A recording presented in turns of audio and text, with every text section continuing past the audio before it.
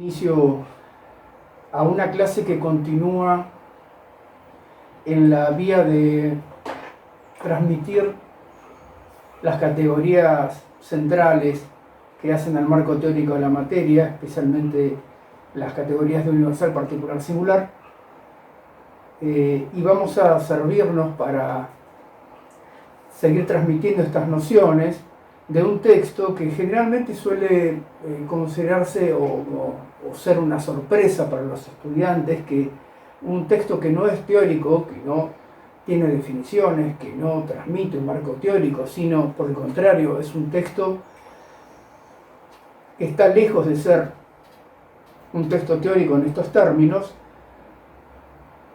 y que es una tragedia griega, escrita hace 25 siglos.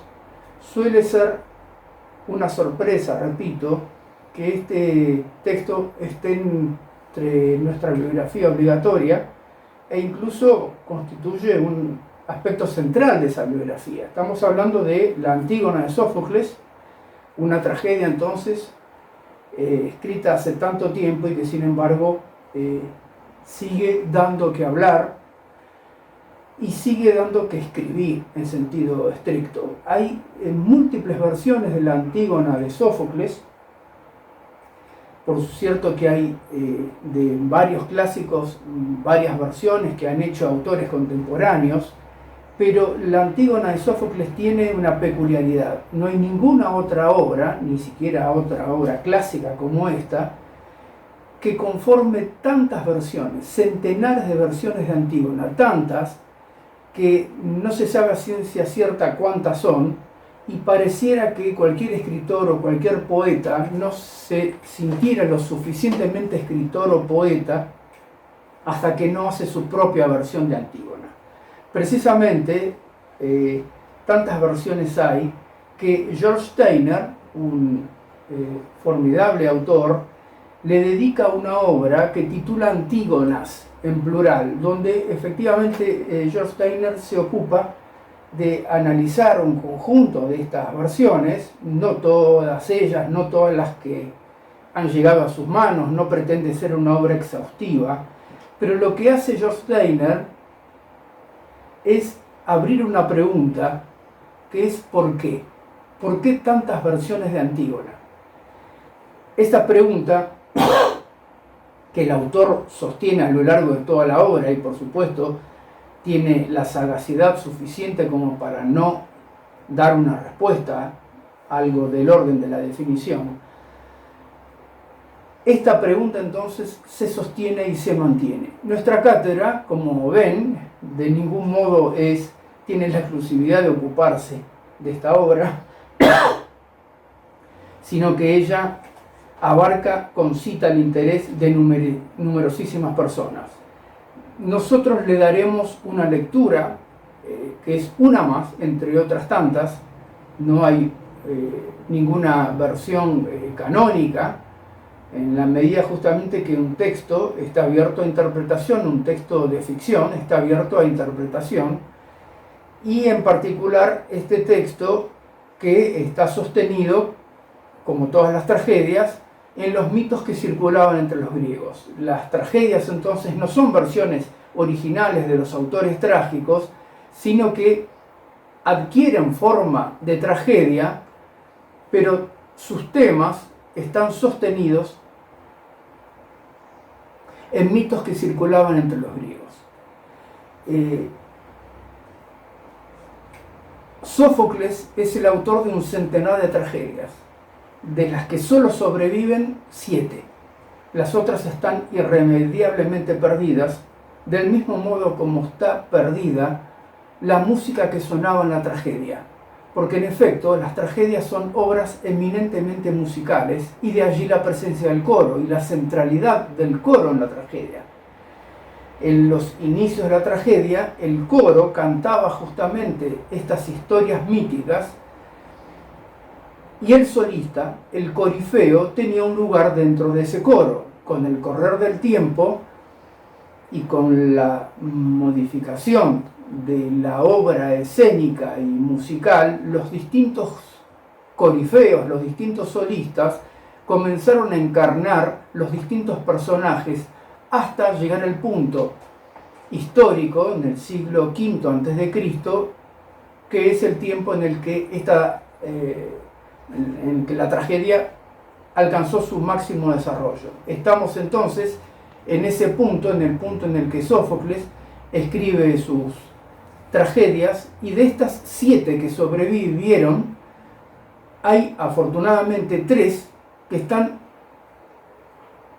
en estricta relación debido a su contenido temático y a la narración que podemos establecer entre ellas. Son Edipo Rey, Edipo en Colono y finalmente Antígona. No fueron escritas en esta secuencia.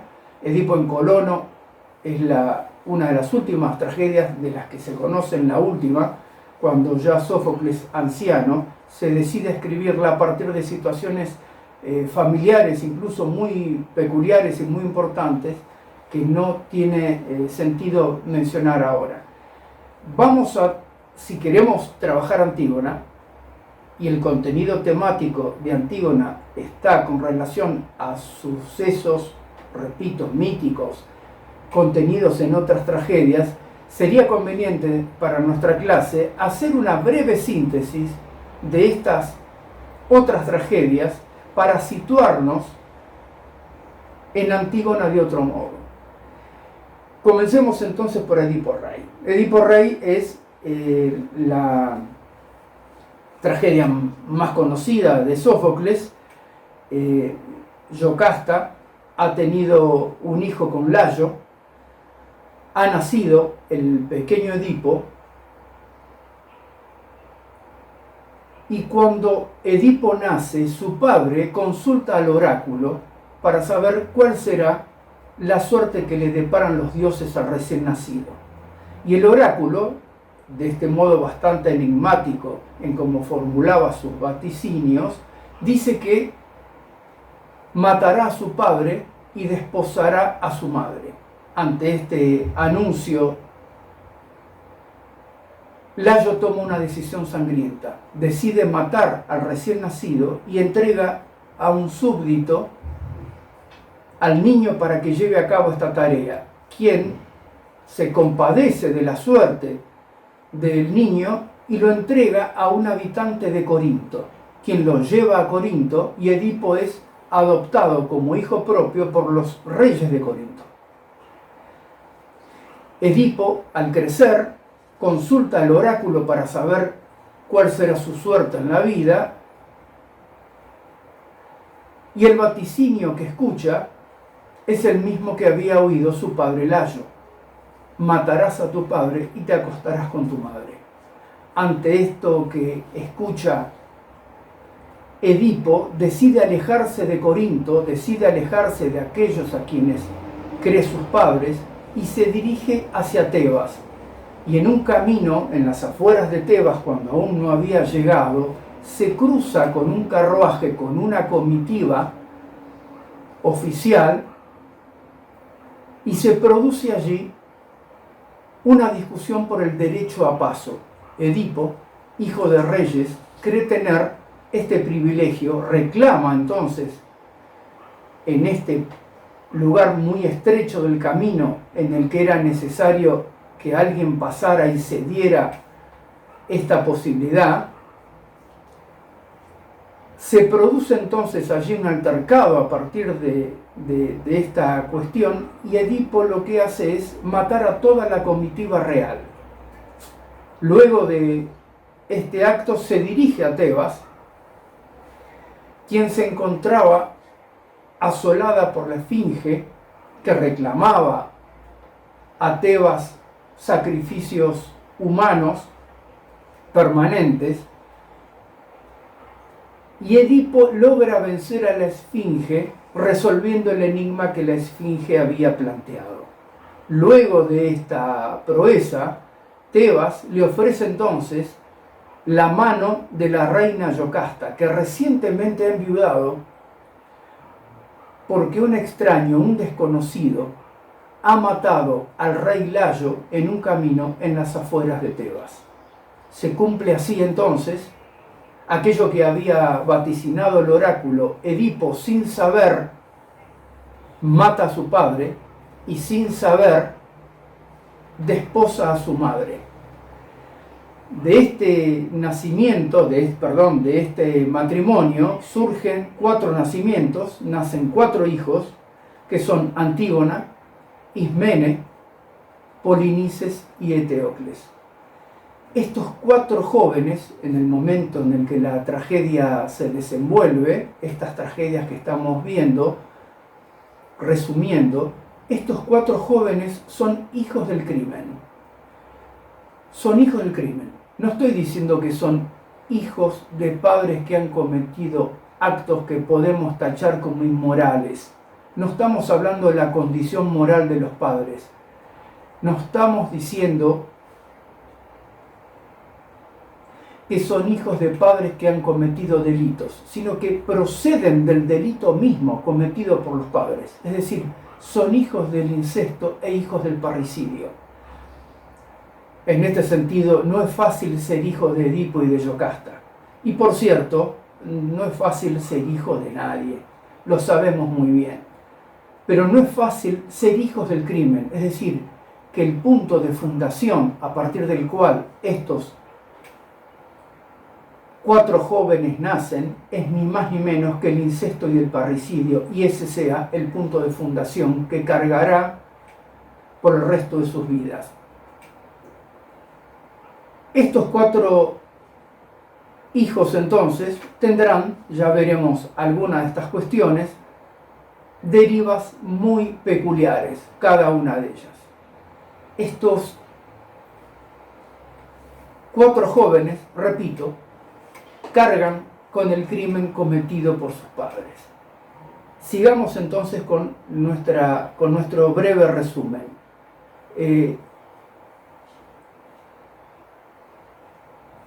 La consumación de estos delitos, el parricidio y el incesto, es la cuestión nodal en relación a Edipo Rey, quien luego busca su origen, busca la verdad respecto de su origen y la encuentra efectivamente.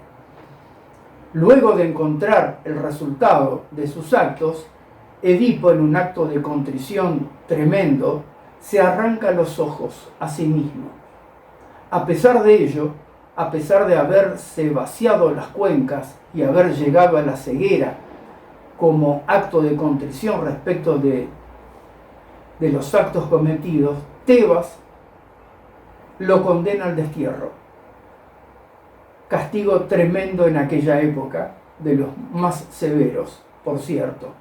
Y Edipo entonces es desterrado de Tebas. El resultado final es básicamente esto. No es necesario abundar más en la síntesis en relación a Edipo Rey.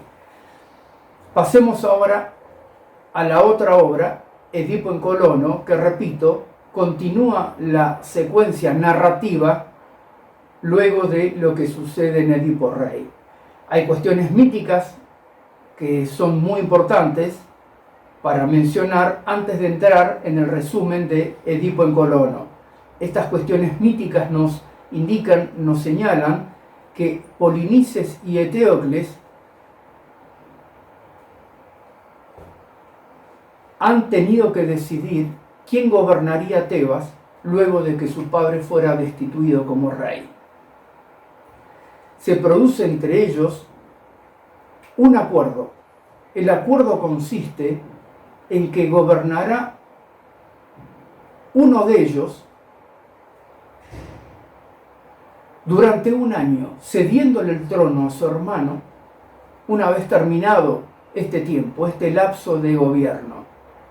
Comenzará el primer turno, Eteocles, el mayor, deberá cederle entonces su trono una vez cumplido el año, y Polinices hará lo mismo una vez que gobierne el año que le corresponde. Esta sucesión indefinida y este acuerdo es lo que permite justamente que ambos hermanos puedan gobernar sin el encono del hermano que quedaría desplazado si solo uno de ellos reclamara el trono para sí.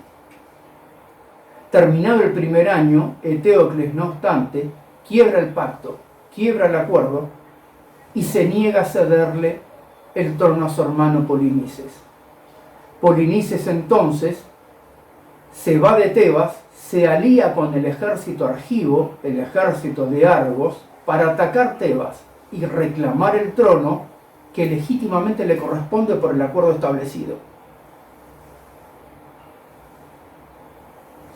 Edipo en Colono, la segunda de las tragedias que ahora vamos a resumir, es el momento inmediatamente anterior a la batalla.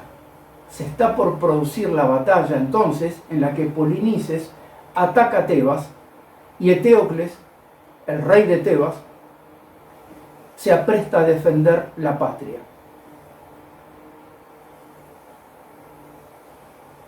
Antes de la batalla, los contendientes consultan el oráculo y el oráculo dice algo sorprendente, absolutamente imprevisto. Insospechadamente, el oráculo dice que ganará la batalla, que triunfará en la batalla, aquel que sea favorecido por Edipo. Edipo, el gran criminal, aquel que anda vagando por el mundo, vestido con harapos, ciego, viviendo de la mendicidad pública, acompañado apenas de sus dos hijas, que piadosamente lo acompañan, Antígona e Ismene, Edipo, el gran criminal, adquiere a partir de ese momento una importancia insospechada. Así es entonces como los contendientes se procuran el favor de su padre Edipo. Eteocles envía a su principal general, al general Creonte, el tío de estos jóvenes, el hermano de Yocasta, envía a Creonte al encuentro de Edipo, que en ese momento se encuentra en tierras de Colono. Creonte, para quienes han leído Antígona, saben perfectamente que no es un hombre de modales muy amables. Lejos de querer persuadir a Edipo para obtener el favor, su favor para la batalla, pretende directamente secuestrarlo y llevárselo a Tebas como si fuera una suerte de talismán de cuya simple posesión será suficiente para obtener lo que se busca. Edipo es defendido por los habitantes de Colono, por Teseo, el soberano de Colono. Creonte entonces debe volverse a Tebas con las manos vacías, no puede obtener su cometido. Poco después se presenta Polinices ante su padre con modos por completo distintos y al ver a su padre lleva a cabo una serie de amargas quejas al verlo en la condición en la que su padre Edipo se encuentra y a quien le pide entonces ser favorecido luego de que Eteocles hubiera traicionado el pacto que ambos habían llevado adelante. Y se produce entre ellos un diálogo, más exactamente un largo monólogo que Edipo le dedica a su hijo Polinices, que es de enorme importancia. Este monólogo, decía, es de enorme importancia, no obstante, no voy a incluirlo ahora en el resumen. Lo reservaré para otro momento de la clase, solo por una cuestión de orden expositivo.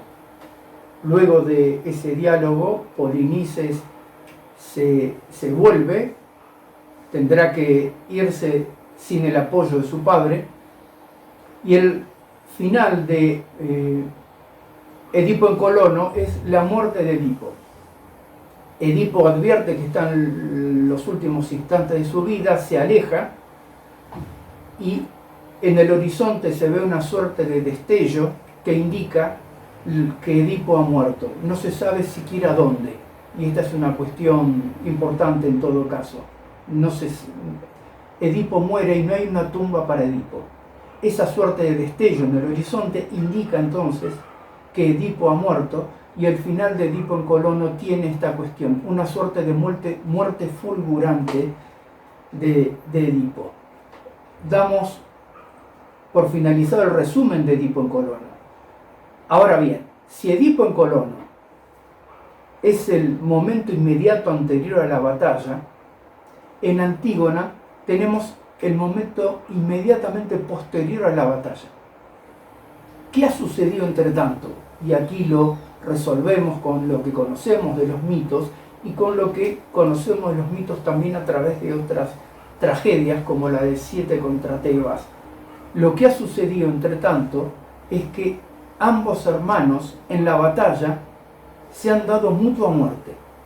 ¿Cómo ha sido posible esto? Tebas tenía 7 puertas. Era conocida incluso como la de las 7 puertas.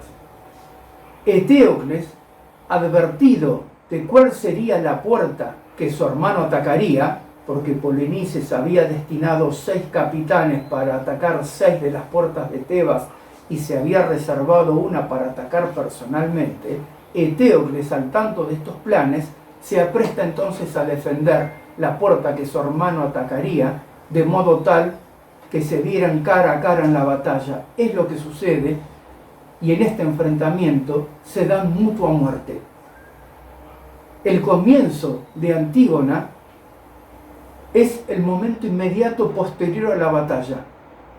Ya han muerto Eteocles y Polinices, y quien gobierna Tebas es Creonte. Ha heredado el trono entonces el hermano de Yocasta, el tío de estos jóvenes. Y Creonte ha establecido un edicto, un bando soberano, en el que establece que Eteocles, por defender a la patria, recibirá las honras fúnebres necesarias, adecuadas a su acto de heroísmo.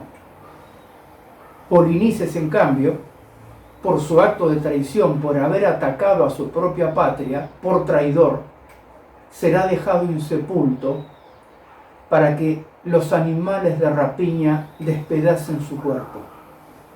Sufre así entonces una suerte de castigo posterior a su muerte, que concita el horror de su hermana Antígona. En el comienzo de la tragedia, en el comienzo de Antígona, tenemos a Ismene y Antígona en un diálogo en el que Antígona le dice: ¿conocés cuál es el resultado no solo de la batalla, sino lo que ha establecido Creonte? Y le ofrece entonces la posibilidad de acompañarla para llevar a cabo las honras fúnebres sobre Polinices, sobre su hermano Polinices, a pesar de lo que el soberano ha establecido. La respuesta que obtiene de Ismene, de su hermana, no es la que ella esperaba. Ismene se niega a acompañarla y se niega con argumentos que están en el terreno del más estricto sentido común y el cálculo del costo-beneficio de llevar a cabo una acción. Le dice que no es posible desafiar la ley del soberano, que ellas son mujeres y son débiles frente a los hombres. Una serie de argumentos, repito, que son argumentos basados en la sensatez. Alguien que mide sus actos en relación al terreno en el que esto se desenvuelve.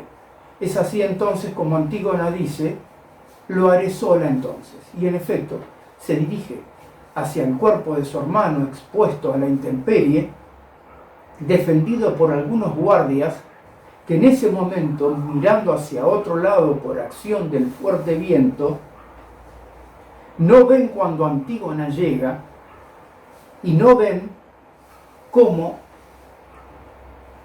cubre a su hermano con una fina capa de polvo, llevando a cabo los rituales funerarios, aunque más no sea precariamente.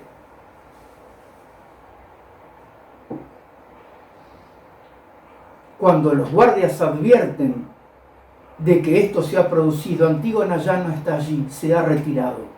Limpian entonces el cadáver rápidamente y es necesario informarle de lo que ha sucedido al rey, a Creonte. Discuten entre ellos quién llevaría esta noticia. Ninguno quería hacerlo. por aquella época no era muy bien tratado el mensajero de las malas noticias, pero uno de ellos tiene que ir. Y finalmente uno de los guardias entonces se presenta ante Creonte y le comunica qué es lo que ha sucedido. Por cierto, Creonte tiene un arranque de ira y lo amenaza con matarlo. No solo lo amenaza, sino que lo acusa de haber sido sobornado, de haber recibido dinero para permitir semejante cosa. El guardia, con una enorme habilidad retórica, le dice: ¿qué es lo que te ofende? ¿Lo que ha sucedido o mis palabras? En un intento justamente de separar al mensajero, a las palabras del mensajero, del hecho en cuestión. El resultado de esta habilidad es que finalmente Creonte no va a matarlo, lo despide con violencia y el mensajero, el guardia, se retira diciendo: me voy, pude sortear esta situación y no piensen volver a verme por acá. Y a pesar de esto que dice, no obstante, no mucho tiempo después se presenta, pero ya no viene solo, viene acompañado de Antígona. Viene acompañado de Antígona y explica que es Antígona quien ha llevado a cabo el acto, porque en efecto, entre tanto, en el tiempo en el que los guardias limpiaron a su hermano y el tiempo de comunicación a Creonte, Antígona ha vuelto sobre sus pasos. Una vez que han limpiado el cuerpo de su hermano, ella vuelve sobre su acto y vuelve a arrojar una fina capa de polvo sobre el cuerpo de Polinices. Los guardias, más atentos, no tendrían una segunda oportunidad, por cierto, la descubren y es exactamente esto lo que el guardia le comunica entonces a Creonte.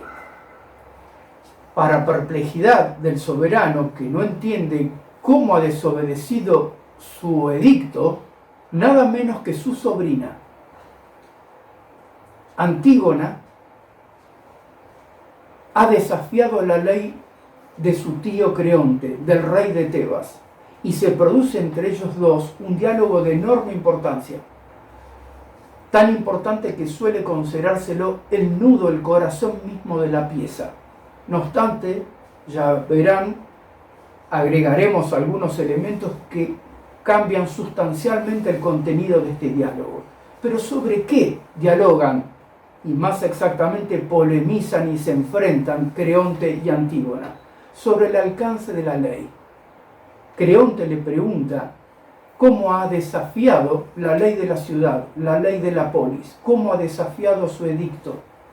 Y los argumentos que presenta Creonte, indudablemente independientemente de la antipatía que puede generarnos un hombre tan crudo, tan cruel,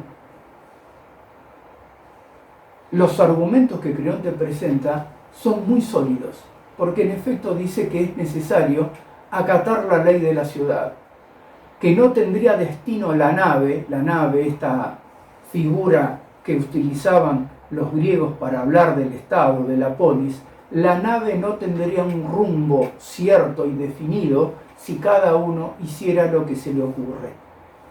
A su turno, Antígona opone sus argumentos. Los argumentos de Antígona, hay que prestar atención a esto, no echan por tierra con los argumentos de Creonte. No dice que la ley de la polis debe ser modificada o que no debe ser obedecida, sino que esas leyes no son las que rigen a su hermano, porque esa ley rige el mundo de los vivos. Pero, habiendo muerto su hermano, rige sobre él otra ley que ella llama ley de los dioses. Una ley, dice, que tiene vigencia desde siempre y regirá por siempre también. Hay algo aquí de una suerte de ley que Antígona propone, que en este momento, si me permiten un esquematismo para continuar con la clase y luego ir complejizando en todo caso este asunto, los argumentos de Creonte parecen estar en relación a algo particular, propio de Tebas, la ley de Tebas, y los argumentos de Antígona parecen presentar algo que escapa de esta particularidad de Tebas y plantean algo así como una suerte de universalidad que está presente en esta eternidad a la que hace referencia Antígona cuando nombra la ley de los dioses. Repito entonces, Antígona no desafía la ley de la ciudad en sí misma, no se opone al contenido de esa ley, sino que dice que esa ley tiene una vigencia definida, determinada. Aquí entonces hago una pausa en este resumen para abordar justamente estas dos nociones. Repito que esta oposición entre Creonte y Antígona en torno al alcance de la ley será luego transformada por aquello que queremos decir, apoyándonos, por cierto, siempre en el contenido mismo de la pieza. Pero situemos esta cuestión. Creonte se refiere a un campo que tiene que ver estrictamente con Tebas, la ley de la polis. Es decir, hace referencia a un término que hace a ese campo de lo particular o a ese universo determinado que conforman un conjunto de términos que hacen al universo simbólico de los tebanos. Una ley, una religión, una lengua, un territorio geográfico y un tiempo histórico en el que eso tiene vigencia. A ese universo de términos homogéneos al lenguaje de la situación lo llamaremos campo de lo particular. Ahora bien, el acto de Antígona parece inscribirse en otro terreno, no estrictamente en ese terreno de lo particular, sino ella introduce un término, luego haremos la fundamentación necesaria. Por el momento concédanme este asunto. Antígona ha llevado a cabo un acto que no puede ser contenido en el lenguaje de la situación, es decir, que el universo de términos disponibles en la situación no alcanza a nombrar. Ese acto de Antígona, la sepultura de su hermano, ya veremos cuáles son los fundamentos de esto, repito, se inscribe en otro terreno que el campo de lo particular de Creonte. Sin embargo, Creonte no admite a ese término como un término ajeno al lenguaje de la situación. Lo lee entonces no como un término otro, radicalmente otro, como un término singular, sino lo lee como un término mismo de la ley que él enuncia. Es decir, lo lee como transgresión y no como un término radicalmente nuevo. En este sentido se lo apropia. Pero al apropiarse, lo que hace es hacer sucumbir el elemento singular en tanto elemento singular.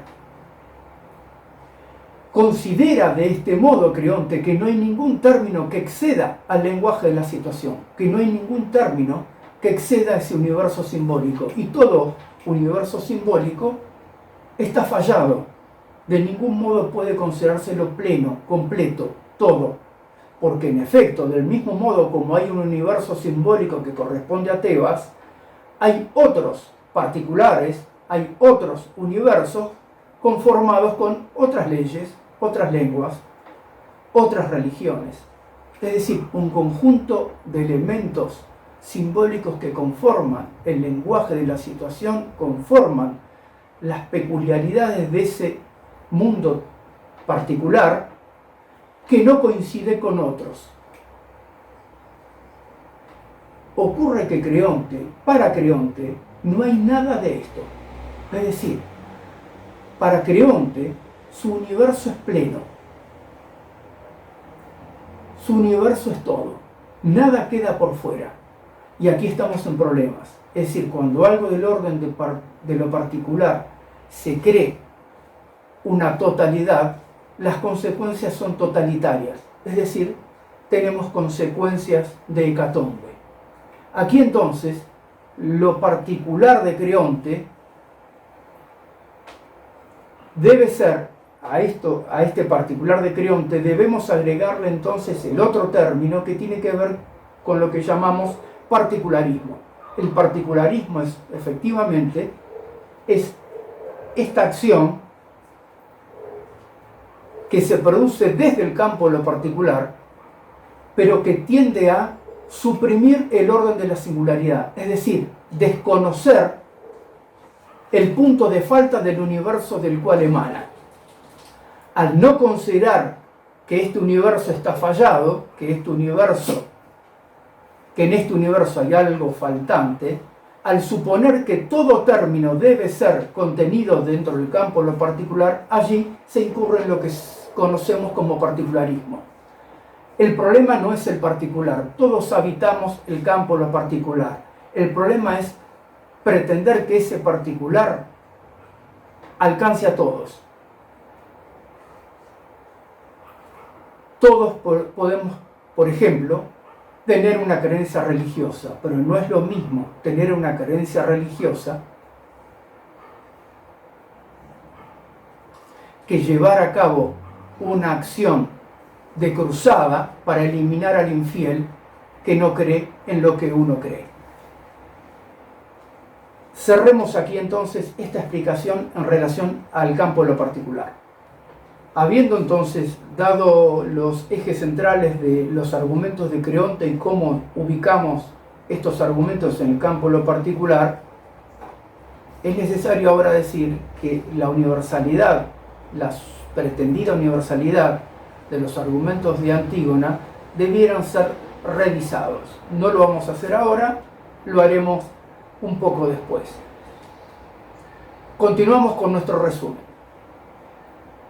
Antígona no logra convencer a Creonte con sus argumentos y es retirada para que se cumpla la condena, la horrible condena que Creonte ha decidido para ella. Va a matarla, pero no en forma directa. Será encerrada en una cueva en la que morirá de hambre y de sed.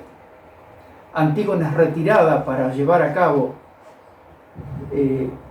la decisión de Creonte, y poco después Hemón, el hijo de Creonte, dialoga con su padre, a quien enfrenta o con quien dialoga con un respeto reverencial y clama, pide por la vida de Antígona, que es su prometida.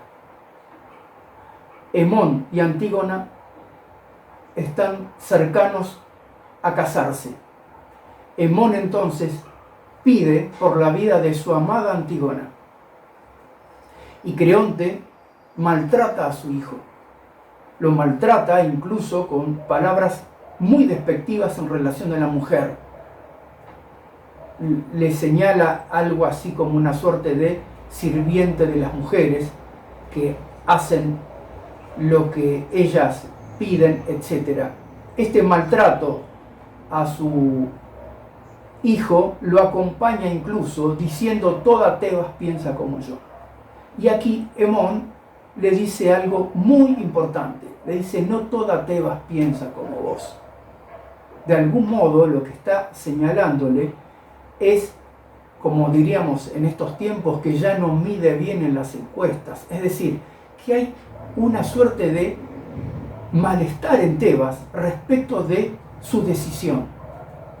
No solo de su edicto para dejar insepulto a Polinices, sino especialmente las consecuencias, que en este caso, la consecuencia más cruenta es la pena de muerte para Antígona. No toda Tebas piensa como vos. Es necesario entonces destacar esta cuestión, el malestar que Hemón le anuncia a su padre que existe en Tebas respecto de ello. No obstante, el padre lo rechaza y no acepta el pedido de Hemón. Tiempo después se presenta frente a Creonte Tiresias, el adivino Tiresias, el ciego Tiresias, quien se presenta ante Creonte con enorme preocupación y le dice que ha intentado llevar a cabo los rituales religiosos y ninguno de ellos llegaba a finalizarse adecuadamente, es decir, que algo los desbarataba, algo impedía que esos rituales religiosos se llevaran adecuadamente, mostrando de algún modo el desorden simbólico que se encontraba allí en Tebas a partir justamente de este edicto. Y le pide entonces que dé marcha atrás, que no le dé muerte a Antígona. Y Creonte vuelve a maltratar a Tiresias, como anteriormente con el guardia, como luego con su hijo Hemón, maltrata severamente a Tiresias, a quien también acusa de haber recibido dinero para venir a decir lo que aquí dice, del mismo modo como acusó oportunamente al guardia de haber recibido dinero. Notemos que para Creonte todo es cuestión de interés. Creonte lee la situación siempre en términos de interés, y la palabra de cada uno se sostiene en este enfrentamiento de los intereses. Tiresias insiste, mostrándole a Creonte el alcance de su acto, en una fórmula que expresa con toda firmeza hasta dónde ha llevado a cabo su crueldad Creonte. Le dices: entierras a los vivos y dejas sin sepulto a los muertos, mostrando de este modo, insisto, el alcance cruel de la decisión que Creonte ha tomado. Creonte sigue maltratándolo y Tiresias dice: me voy, me retiraré para que no descargues tu ira y tu violencia sobre este anciano. Y antes de irse le dice: pero ya veo por ti revueltas las ciudades. Ya veo por ti revueltas las ciudades. Es decir, le anuncia que va a haber una rebelión popular en su contra. Ya Hemón le había anticipado el malestar en Tebas. Ese malestar, dice Tiresias, se resolverá finalmente en una rebelión destituyente del rey.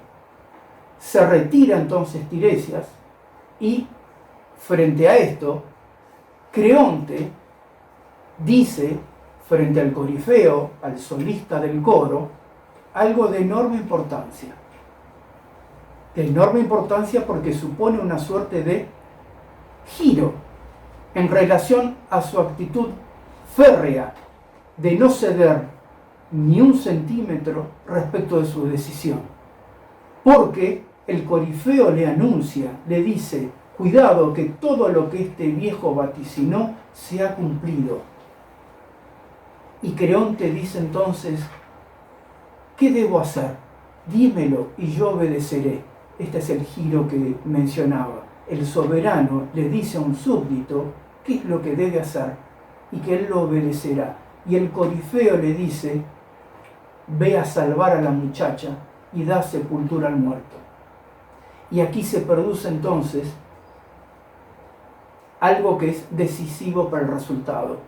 Creonte, queriendo hacer lo que el corifeo dice, en verdad hace exactamente lo contrario, porque invierte el orden que le señala el corifeo, va a dar sepultura a Polinices, pierde tiempo, y cuando va a salvar a Antígona, en ese tiempo perdido, Antígona ya se ha dado muerte a sí misma, se ha ahorcado. Y junto a Antígona se encuentra Hemón, llorando amargamente la muerte de su amada. No se sabe cómo ha entrado Hemón a esa cueva sellada, pero dejemos, por así decirlo, los errores del guión y sigamos con nuestra síntesis. Hemón, al ver que se acerca su padre Creonte, se abalanza sobre él para darle muerte. No acierta con el golpe y se da muerte a sí mismo. Luego, posteriormente, ante la información de que Hemón se ha dado muerte, su madre, Eurídice, se suicida también. Bueno, es una tragedia, no esperen buenas noticias en las tragedias. Estos múltiples suicidios, el de Antígona, el de Hemón y el de Eurídice, lo que hacen es desbarrancar por completo a un Creonte que termina entonces completamente abatido. El final de Antígona entonces es este Creonte absolutamente derrotado. Pero ¿derrotado por qué? ¿Cómo es que se ha dado este resultado? ¿Es ajeno a lo que Creonte ha hecho? No solo no es ajeno a lo que ha decidido originalmente, sino que tampoco es ajeno a aquello que intentó resolver la decisión original. Porque fíjense que lo que Creonte hace es actuar por lo que habitualmente llamamos vía reparatoria, es decir, hacer exactamente lo contrario de lo que se hizo inicialmente. Y hacer lo contrario de lo que se hizo inicialmente no borra el acto original, por el contrario, produce otro, y otro distinto. ¿Por qué Creonte invierte lo que el Corifeo le dice? ¿Por qué? Por esto.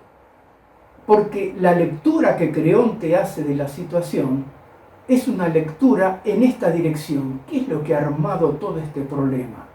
¿Qué es lo que ha armado todo este lío? Que yo no dé sepultura a Polinices. Sepultura a Polinices y reacomodo las piezas. Es decir, sigue la vía reparatoria. Y la vía reparatoria es lo que pierde a cualquiera. Porque la acción que pretende desandar la acción inicial de ningún modo la borra. En todo caso, es una segunda acción que tendrá también consecuencias, y vaya si las ha tenido en este caso, porque en efecto, esa demora en la que ha incurrido Creonte, esa demora movido por lo que habitualmente se conoce como remordimiento de conciencia, es decir, una vía estrictamente vinculada al campo de la culpa, una culpa a espaldas de aquello de lo que se trata y de su posición en el asunto, lejos de ser el verdadero problema la sepultura de Polinices, el problema ahora era hasta dónde había extremado su crueldad, llevando a Antígona a una muerte atroz. Es exactamente lo que marca a su modo el Corifeo. Lo que importaba allí era que salvar a Antígona. El muerto podía esperar un poco más, pero no podía esperar la premura de Creonte por resolver este lío político. Todo para él es cuestión de interés, y es en relación a sus intereses que él se pierde en este abismo en el que pierde a su propio hijo y a su propia esposa. La acción de Creonte entonces tiene un soporte que es una acción estrictamente moral. Está vinculado a todas estas conveniencias y al sentimiento de culpa que a él lo embarga frente a este asunto que él lee como haber metido la pata o algo por el estilo. Permítanme el término.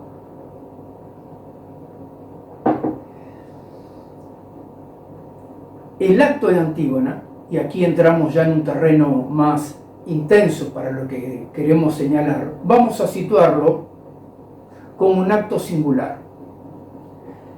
El acto singular supone, en efecto, ese término que, como hemos señalado, no entra en el lenguaje de la situación. Es un término absolutamente heterogéneo y está en relación a la propia historia de Antígona. La propia historia de Antígona. Aquí es donde quiero situar dos elementos fuertes que corresponden a la lectura de Antígona. Antígona se ha leído en distintas direcciones. Nosotros propondremos una, sin que en absoluto eso pretenda ninguna autoridad especial. Haremos la lectura que creemos corresponde a lo que ahora estamos desarrollando. Los dos puntos fuertes en los que apoyaremos nuestro análisis es, por un lado, el tema del duelo, cuestión muy evidente, por cierto, en la tragedia, porque se trata, al fin y al cabo, de la sepultura o la falta de sepultura de Polinices. este punto en el que se divide fuertemente la posición de Creonte y de Antígona, y en el que ya hemos destacado suficientemente qué lectura hacemos de la posición de Creonte, es decir, Creonte entierra a Polinices en relación a cuestiones muy puntuales en relación a su propio interés. Ahora bien, Antígona también entierra a Polinices.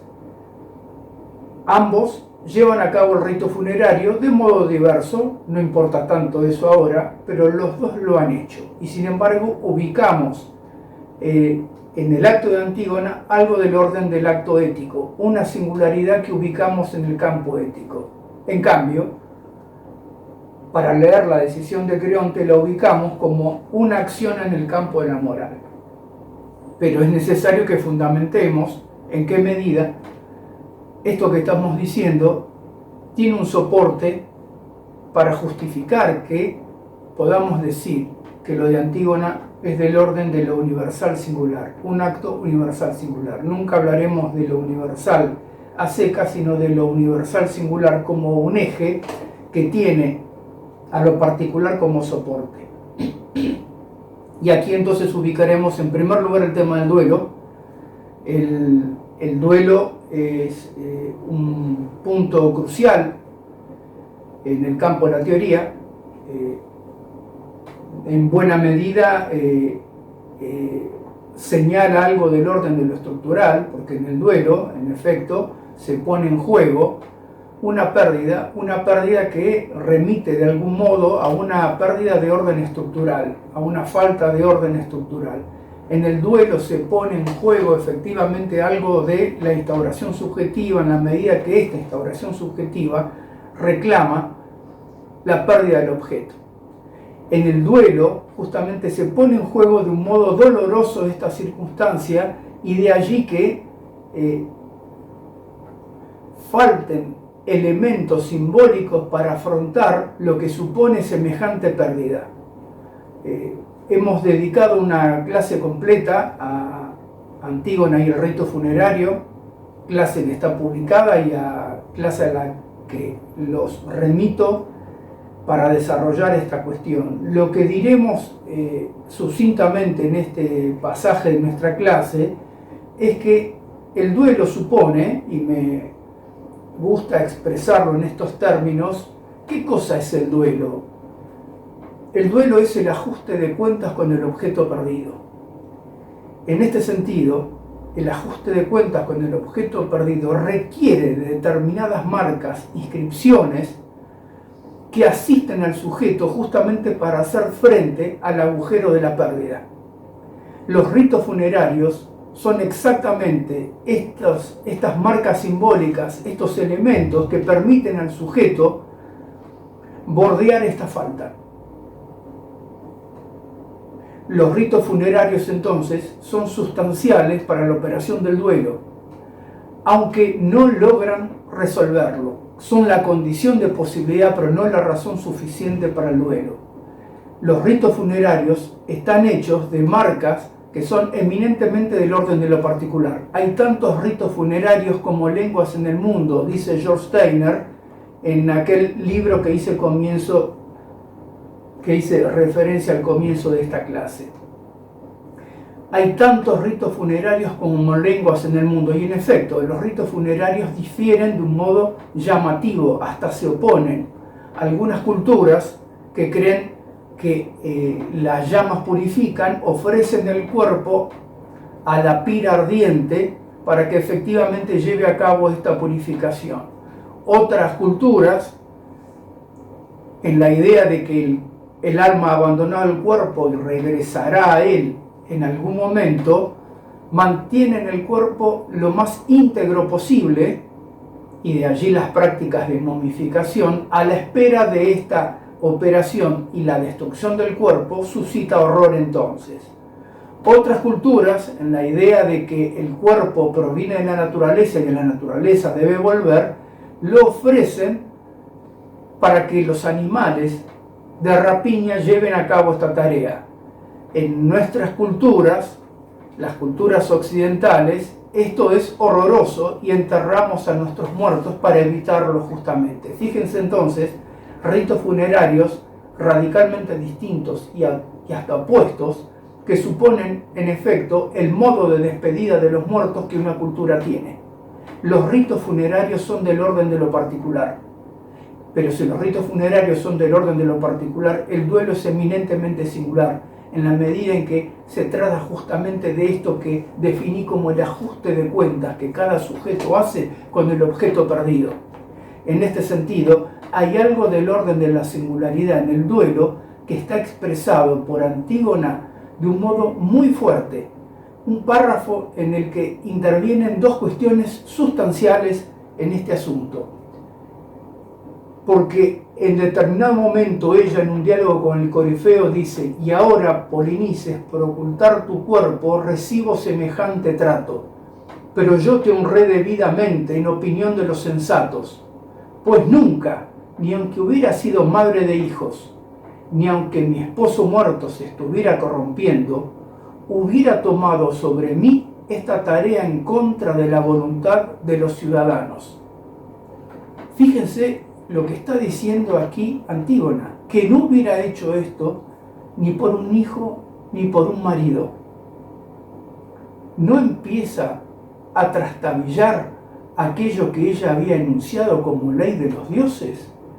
La ley de los dioses no era la ley que regía en el mundo de los muertos, y de algún modo en ello se apoyaba lo que, permítanme el término, podríamos llamar derecho a la sepultura. Si se trata de la ley de los dioses, y que esta ley de los dioses reclama una sepultura para cada muerto, ¿no debiera haber hecho ella lo mismo por un hijo, por un marido, hasta por un desconocido? Sin embargo, dice que no hubiera hecho esto si se trataba de un hijo o de un marido. Y fíjense qué objetos de amor nombra: ni por un hijo ni por un marido. ¿En virtud de qué principio habla así?, se pregunta, y en efecto, estamos esperando que nos explique, porque esto que acaba de decir choca completamente con lo que ella había enunciado como ley de los dioses. Y aquí se va entendiendo entonces por qué no nos apoyamos en lo que entonces llamó ley de los dioses, y sí en esto que está diciendo, porque está nombrando las coordenadas de su acto, para decir, en virtud de qué principio habla así. Si un esposo se muere, otro podría tener, y un hijo de otro hombre si hubiera perdido uno. Pero cuando el padre y la madre están ocultos en el Hades, no podría jamás nacer un hermano. ¿En virtud de qué principio habla así? Muerto un hijo o muerto un marido, hubiera tenido subrogados, hubiera tenido sucedáneos. Otro hijo podría haber tenido, otro marido podría haber tenido, pero muerto el padre y muerta la madre, no volverá a tener otro hermano. Es decir, Antígona nombra a Polinices como un objeto irrepetible, como un objeto al que solo puede perder inscribiéndolo como perdido. Y eso es una tumba, y eso es la inscripción en una lápida. Pero en la medida justamente que se lo impide Creonte con su particularismo,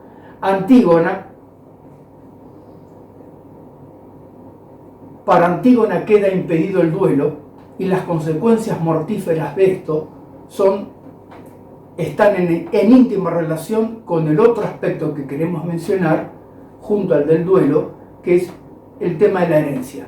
La herencia estalla por los cuatro costados en esta tragedia. Es más, Antígona se inicia exactamente con las palabras de Antígona a su hermana, diciéndole: hermana, dulce hermana, Ismenia amada, una herencia de males nos dejó Edipo. Una herencia de males nos dejó Edipo. Lo hemos destacado oportunamente. Son hijos del crimen, son hijos del incesto y del parricidio, y exactamente esto es lo que se nombra en el inicio mismo de la tragedia. Y en otro pasaje, el Corifeo destaca esto diciendo: esa es la suerte de la casa de Labdaco. Labdaco es el iniciador de este linaje al que pertenece la casa de Edipo, de allí que se los llama los Labdácidas. Esa es la suerte de la casa de Labdaco. Sobre los que murieron hace tiempo, azotados por ella, vienen desdichas nuevas a oprimir a los que nacen. Ninguna generación queda indemne. Ninguna generación queda indemne. Todas esas sucesiones cargan con la suerte de la casa de Labdaco. Pero allí no se detiene la cuestión, porque la herencia es nombrada ya no como una herencia maldita de Labdaco, sino proveniente directamente del padre y de la madre. El corifeo le dice a Antígona: te alzaste en tu audacia muy arriba, fuiste a chocar en el trono augusto en el que se sienta la justicia, con duro golpe lo azotaste. Oh hija, un paterno delito estás expiando. El corifeo le dice a Antígona que está pagando un delito paterno, y por cierto que Antígona no se desentiende de esto, y dice: me tocaste la llaga más doliente, la herida de mi padre más renuente a sanar. Esta es la desdicha interminable que echó sobre nuestras espaldas la raza del Labdaco, maldito lecho maternal infesto, incestuosos enlaces con el hijo y esposo a un tiempo, y yo de ellos soy nacida. De este modo entonces Antígona nombra amargamente esa desdicha, esa suerte, esa herencia que ha recibido y que ha mencionado en el comienzo mismo de la tragedia. Y si estos elementos y otros no fueron suficientes para marcar, señalar la importancia que la herencia tiene en la tragedia, quiero referirme ahora a aquel pasaje de Edipo en Colono que me reservé para este pasaje de la clase. ¿Recuerdan? En el resumen que habíamos hecho, nos habíamos detenido en el momento en que el Polinices va a pedir ayuda a su padre, va a pedir el favor de su padre, y su padre se niega a hablarle.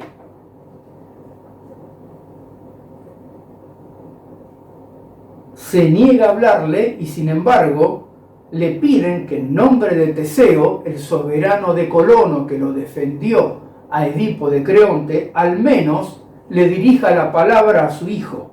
Y Edipo dice: señores, custodios de esta tierra, si no hubiera sido Teseo el que hizo venir a ese hombre a mi presencia y él me pidiera que yo le hablara, nunca podría ese oír mi voz. No le habla al hijo todavía. Me va a oír ahora, me va a oír, y no será para sus oídos música que le alegre la vida. Y cuando le habla al hijo, le dice: maldito, cuando el cetro era tuyo, ese cetro que tu hermano te arrebata, me echaste del país, me hiciste a mí, tu padre, un pobre vagabundo, sin tierra, sin fortuna. ¿Quién me ha hecho llevar estos harapos que ahora te hacen llorar, ahora que tú mismo has llegado a una condición semejante? Todo lo tolero, todo lo olvido. Bueno, no es tan así, ¿no? Es alguien que habla con un rencor infinito. No hay que lanzar ahora lamentos, pero mientras me dure la vida, tu detestable recuerdo estará como saeta clavado en mi alma. Tú me quitas la vida, tú eres un parricida. Este abismo de infortunios en que me debato a ti te lo debo. Me echaste de la patria, me haces ir mendigando el pan cada día, y si no hubiera yo dado el ser a estas dos niñas, ¿qué tiempo hiciera que ya estaría en la tumba? Recuerden, está acompañado de Antígona y de Ismene. Era igual para ti, ellas me dan la vida, a ellas debo el sustento, ellas son varones y mujeres a un tiempo en trabajar y en sufrir. ¿Y vosotros qué sois? No, yo no soy vuestro padre. ¿Quién os habrá engendrado? Ya en Numen tiene en ti fijos los ojos. ¿Recuerdan que había dicho el oráculo? Aquel que fuera favorecido por Edipo, y lejos de ser favorecido por Edipo, le dice a su hijo: ya el Numen tiene en ti fijos los ojos, ya te amenaza la ruina, y mayor ha de ser si llegan esos cuerpos armados de que hablas a las puertas de Tebas. No vencerás, no, caerá tu cuerpo ensangrentado y mancharás la tierra que te dio la vida con tu inmunda muerte. No es fácil ser hijo de Edipo, ¿no? Y tu hermano al igual. Esta es mi maldición. Hace tiempo la había proferido, pero la repito hoy. Ya aprenderéis con ella a honrar a vuestros padres, a ver con menos desprecio y burla al que os engendró, ahora que está ciego. Qué diferente conducta la de estas niñas. Fíjense de qué modo tan claro Edipo reparte el amor hacia sus hijas y el rencor infinito hacia sus hijos. No hay ninguna duda al respecto, no hay ninguna ambigüedad sobre esto, pero ya veremos cómo se resuelve este asunto. Tu oración ante Zeus, tus ruegos y plegarias, nada importa. Hay ley eterna que gobierna el mundo y en ella rige la justicia. Fuera pues, lejos, lejos, tu padre te maldice, maldito en todo y sobre todos.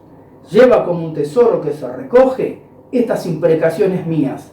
Jamás veas la victoria, jamás entres a Argos, es decir, jamás vuelva victorioso a Argos. Caigas bajo la mano de tu hermano y tú a tu vez le quites la vida a quien te desterró. Esto deseo, esto pido. Y el deseo de Edipo es cosa complicada, es un deseo parricida, es un deseo incestuoso. Y luego hace mención, para que lo auxilien en esta tarea, a los dioses más siniestros de entre los griegos. Lo oíste ya, desfila, corre a decir a todos los descendientes de Cadmo y a todos sus aliados cuál es la herencia que deja Edipo a sus hijos. Si hacía falta algo más que el incesto y el parricidio, aquí está la maldición paterna y la herencia que les deja. Esta es la herencia que les deja. ¿A los hijos? ¿A quiénes? Y aquí es donde entra a jugar fuertemente una palabra de Polinices que ubica la cuestión en un punto de enorme interés. Polinices dice, luego de este largo parlamento de su padre: ¡ay, infeliz! ¡Qué viaje y qué amarga decepción! ¡Ay, mis amigos! Para esto vine a Argos. Con ellos voy ahora. ¿Qué he de decirles? Callo y lejos iré a esconder mi desventura. Es decir, no va a anunciarle, no va a anticiparle a sus aliados de Argos el vaticinio de su padre, porque eso es la derrota misma. Y antes de retirarse, se dirige a sus hermanas, prestemos mucha atención, para decirles: niñas suyas, hermanas, si su palabra se cumple, si esa dura maldición me alcanza, no dejéis insepulto mi cuerpo. Alcanzad para mí el don de la tumba. Haced los ritos fúnebres sobre mis despojos. Lo ruego por los dioses. Y esa gloria de ir con el anciano padre como guardia y sostén será aumentada con la de haber dado la paz del sepulcro al infeliz hermano. Fíjense la operación que está en juego en estas palabras de Polinices. Polinices parece decir: ¿oyeron a nuestro padre? ¿Oyeron cómo distingue el amor hacia ustedes y el odio hacia nosotros, los dos varones? Pues no crean que ese amor las pone a resguardo de la herencia. Ustedes cargan también con esa herencia. Y si esa herencia se cumple, mi cuerpo que se pudre al sol no es otra cosa que el resultado de la herencia mortífera. ¿Qué piensan hacer con eso? Eso les incumbe. Eso les incumbe porque es un resultado de la herencia de lo cual ustedes no pueden desentenderse, del cual ustedes no pueden desentenderse. Bueno, parece que hay formas de desentenderse, ¿no? Ismene lo ha hecho. A su manera, Ismene se ha desentendido, pero no es el caso de Antígona, que ha tomado el guante evidentemente. Ahora bien, fíjense entonces que por estas dos vías, la vía del duelo y la vía de la herencia, el cuerpo de Polinices adquiere para Antígona una importancia crucial, sustancial, solo para ella y para nadie más. Es decir, Antígona debe desprenderse no solo del objeto perdido, sino que debe inscribir de algún modo la herencia mortífera. De lo contrario, esa herencia se abatirá sobre ella. En este sentido, la sepultura supone efectivamente una vía por la cual la tramitación de esta herencia mortífera podría alcanzar algún resultado. Los ritos funerarios, el nombre en una sepultura, es esta operación justamente en la cual alguien puede desprenderse del ser querido y simultáneamente inscribir la herencia mortífera para que la vida sea posible de ser vivida. En la medida en que Creonte se lo impide, en la medida en que Creonte, por su vía particularista, le impide hacer el duelo, le resta las posibilidades del duelo al suprimir los ritos funerarios, la deja expuesta a la herencia mortífera. No será necesario que muera de hambre y de sed. Ella misma se quita la vida como una especie de honra y homenaje final a esta herencia que se ha abatido sobre ella. Vemos entonces cómo, por la vía del rito funerario, hemos tratado de mostrar dos cosas que son sustancialmente distintas, aunque descriptivamente sean las mismas. La sepultura de Polinices. Creonte sepulta a Polinices, lo ha hecho, por cierto. También Antígona, precariamente, pero lo ha hecho. Si estamos ubicando el rito funerario de Antígona sobre su hermano en el campo de lo universal singular como un acto ético, ¿por qué no decimos lo mismo en relación a Creonte? Debido a esto, debido a que la ética no se juega en el campo de la conducta. La ética no se juega en el campo de la conducta. Supone que no es posible anticipar el acto ético. No hay un saber sobre la singularidad, porque decíamos que ese saber, el lenguaje de la situación, los términos homogéneos a un universo desfallecían frente a ese punto que señalaba a ese universo como carente, como faltante, como no todo. Denunciaba justamente la imposibilidad de esa totalidad. En este sentido, el acto que lleva a cabo Antígona supone un soporte por completo distinto al de Creonte. Lo que Creonte hace, la sepultura de Polinices, está enmarcada en todo aquello que hemos dicho en relación al campo del interés, resituar las cosas en su punto de partida, conservar el trono y actuar por remordimiento de conciencia. Esta acción moral nada tiene que ver con el acto ético que supone justamente la despedida del hermano, la despedida de ese objeto único e irrepetible y la inscripción de su herencia mortífera. Todo eso es solo para Antígona y para nadie más. En este sentido, el duelo es eminentemente singular, pero en ausencia de cualquier soporte particular, encontramos aquí una suerte de derrumbe producida por la acción particularista de Creonte. Cuando decimos entonces, y aquí fíjense el salto que daremos, un salto de 25 siglos, cuando decimos que la ética no se juega en el campo de la conducta, no hay que preguntarse entonces para qué sirven las normativas deontológicas, los códigos de ética, si no pueden anticipar algo del orden de la singularidad. Bueno, los códigos de ética en efecto deben ser enseñados, pero deben ser enseñados especialmente a partir de este punto, que los códigos de ética no nos dan nunca la respuesta en relación a cómo intervenir frente a la singularidad. Frente a la singularidad, en tanto profesionales, estamos solos, y está bien que así sea.